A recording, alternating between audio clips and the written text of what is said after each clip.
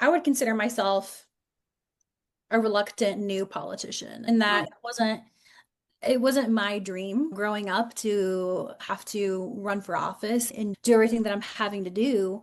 so why are you running? I would say the reason I'm running overall has to do with my concern for Kansans in general. I believe Kansans deserve to be treated with dignity while also having opportunity. And I think that we've gotten away from that somehow. And a lot of what I believe in is informed by my experience as a registered nurse. I've worked in critical access hospitals that have since closed, and they were the one of the only major employers in a small town of 2,500. I've worked for larger hospital systems. I've worked in home health, long-term care. And one of the principles that was deeply instilled in me as soon as I became a nurse was treating patients and especially elders with dignity. Because sometimes some of our elders, that's all they really have at the end of the day is their dignity. And I've watched so many Kansans, whether it's young families having babies and walking out of the hospital with hundreds of thousands of dollars in debt already, or maybe it's an elder couple that had to make the decision, okay, my wife has to go into a nursing home.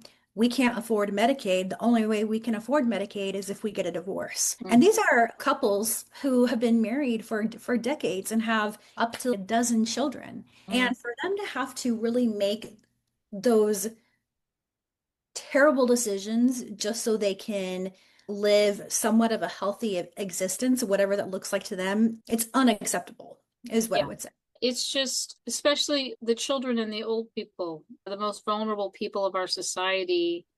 If they're not cared for, what hope is there for the rest of us to really be cared for? And I think everybody agrees that it is something's wrong. It should, like citizen wise, not talking about elected officials. It's citizenry.